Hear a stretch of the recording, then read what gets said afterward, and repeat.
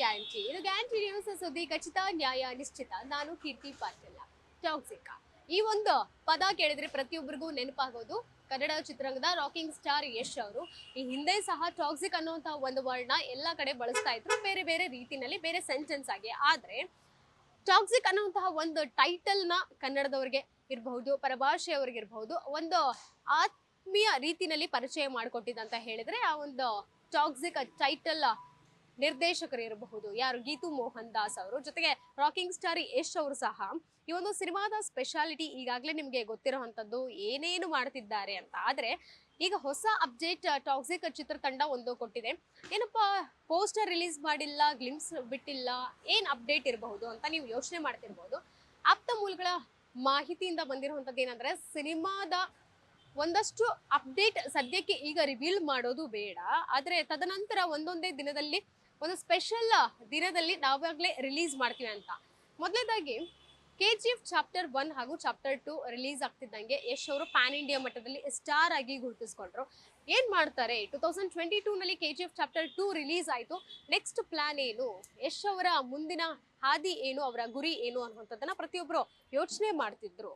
ಅಲ್ಲಿಗೆ ಅಪ್ಡೇಟ್ ಕೊಟ್ಟಿದ್ದು toxic cinema. ನಾನು ಟಾಕ್ಸಿಕ್ ಸಿನಿಮಾ ಮಾಡ್ತಿದ್ದೀನಿ ಅನ್ನುವಂಥದ್ದನ್ನ ಹೇಳಿದ್ರು.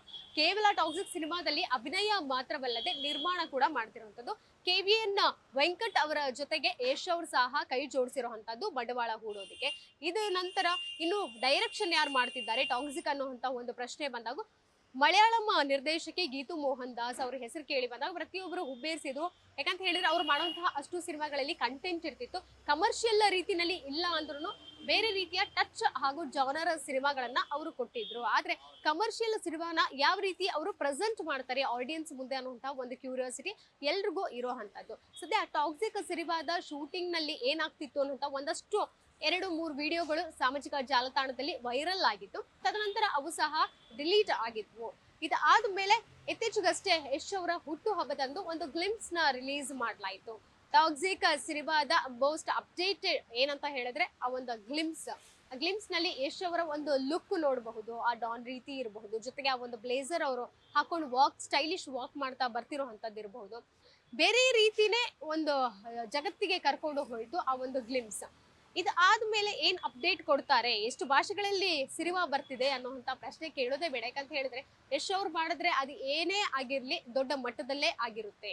ಇನ್ನು KVN ಪ್ರೊಡಕ್ಷನ್ ನಲ್ಲಿ ಆ ಒಂದು ಸಿನಿಮಾ ಬರ್ತಿದೆ ಅಂತ ಹೇಳಿದ್ರೆ ಬೃಹತ್ ಒಂದು ಸೆಟ್ ಇರಬಹುದು, ಅದು ಸಿನಿಮಾಗೆ ಏನೇನು ಬೇಕು ಅಲ್ಲಿ ಎಲ್ಲೂ ಕಾಂಪ್ರಮೈಸ್ ಆಗೋದೇ ಇಲ್ಲ. ಅದೇ ರೀತಿನಲ್ಲಿ ಈಗ toxic cinema the most expected ಹಾಗೂ ಅಸ್ಟಾನಿಶಿಂಗ್ ಥಿಂಗ್ ಏನಂತ ಹೇಳಿದ್ರೆ, ಏಕಕಾಲಕ್ಕೆ 2 ಭಾಷೆಗಳಲ್ಲಿ ಸಿನಿಮಾ ಅಂದ್ರೆ ತಯಾರಾಗ್ತಿರುವಂತದ್ದು. ಈ ಹಿಂದೆ ನಾವು ಯೂಶುವಲ್ ಆಗಿ ನೋಡಿರಬಹುದು, ಏನಂತ ಹೇಳಿದ್ರೆ ಪಂಚ ಭಾಷೆಗಳಲ್ಲಿ ಸಿನಿಮಾ ರಿಲೀಸ್ ಅಂದ್ರೆ ಡಬ್ ಆಗಿ ರಿಲೀಸ್ ಆಗುವಂತದ್ದು. ಫಸ್ಟ್ ಶೂಟಿಂಗ್ ಆಗುವಂತದ್ದು ಅವರ ವೈಯಕ್ತಿಕ ಏನು ಇರುತ್ತೆ, ಒಂದು ಲ್ಯಾಂಗ್ವೇಜ್ ಅಂತ ಹೇಳ್ತೀವಿ. ಕನ್ನಡ ಸಿನಿಮಾ ಆಗಿದ್ರೆ ಕನ್ನಡದಲ್ಲಿ ಮೊದಲನೇದಾಗಿ ಅದನ್ನ ತಯಾರಿ ಮಾಡಿ ರಿಲೀಸ್ ಮಾಡೋದು, ಡಬ್ ಮಾಡೋದು ಅಂತದ್ದು ಪರಭಾಷೆನಲ್ಲಿ, ಅದಾದ್ಮೇಲೆ ಡಬ್ ಮಾಡ್ತಾರೆ. ಆದ್ರೆ ಈ ಒಂದು ಟಾಕ್ಸಿಕ್ ವಿಚಾರದಲ್ಲಿ ಏನಾಗಿದೆ ಅಂತ ಹೇಳಿದ್ರೆ, ಅವರು ಡಬ್ಬಿಂಗ್ ಇರಬಹುದು, ಜೊತೆಗೆ ಶೂಟಿಂಗ್ ಏನಿದೆ ಏಕಕಾಲಕ್ಕೆ 2 ಭಾಷೆಗಳಲ್ಲಿ ಮಾಡಲಾಗಿದೆ. ಅದು ಕನ್ನಡ ಹಾಗೂ ಇಂಗ್ಲಿಷ್, ಈ 2 ಭಾಷೆಗಳಲ್ಲಿ ಈಗಾಗಲೇ ಶೂಟಿಂಗ್ ನ ಮಾಡ್ತಿರುವಂತ ಒಂದು ಹೊಸ ದಾಖಲೆಯಲ್ಲಿ ಈಗ ಟಾಕ್ಸಿಕ್ ಸಿನಿಮಾ ಬರೆದಿರುವಂತದ್ದು.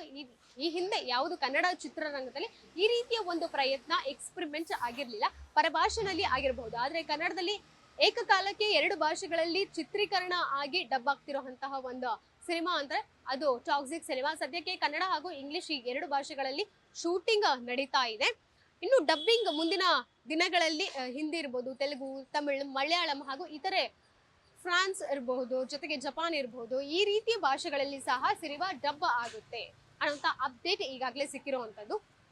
ಇನ್ನು ಯಶ್ ಅವರ ಟಾಕ್ಸಿಕ್ ಸಿನಿಮಾ ಬಗ್ಗೆ ಒಂದಷ್ಟು ಕ್ಯೂರಿಯಾಸಿಟಿ ಹುಟ್ಟಿಸುವಂತಹದ್ದು ಏನಂತ ಹೇಳಿದ್ರೆ, ಈ ಸಿನಿಮಾ ಕೂಡ ಬ್ಲಾಕ್ ಅಂಡ್ ವೈಟ್ ಅಂದ್ರೆ ಒಂದು ಡಾರ್ಕ್ ಶೇಡ್ ಅಲ್ಲೇ ಬರುತ್ತಾ. ಯಾಕಂದ್ರೆ KGF ಮೂಲಕ ಬ್ರ್ಯಾಂಡ್ ಕ್ರಿಯೇಟ್ ಮಾಡಿರುವಂತಹ ಯಶ್ ಅವರು ಈ ಸಿನಿಮಾದಲ್ಲಿ ಯಾವ ರೀತಿ ಕಾಣಿಸ್ಕೊಳ್ತಾರೆ, ಅವರ ಮ್ಯಾನರಿಸಮ್ ಏನಾಗಿರುತ್ತೆ, ಜೊತೆಗೆ ಈ ಒಂದು ಡ್ರಗ್ಸ್ ಸಂಬಂಧ ರೀತಿನಲ್ಲಿ ಒಂದು ಗ್ಲಿಮ್ಸ್, ಹುಟ್ಟುಹಬ್ಬದ ದಿನ ಗ್ಲಿಮ್ಸ್ ಅನ್ನ ರಿಲೀಸ್ ಮಾಡಿದ್ರು.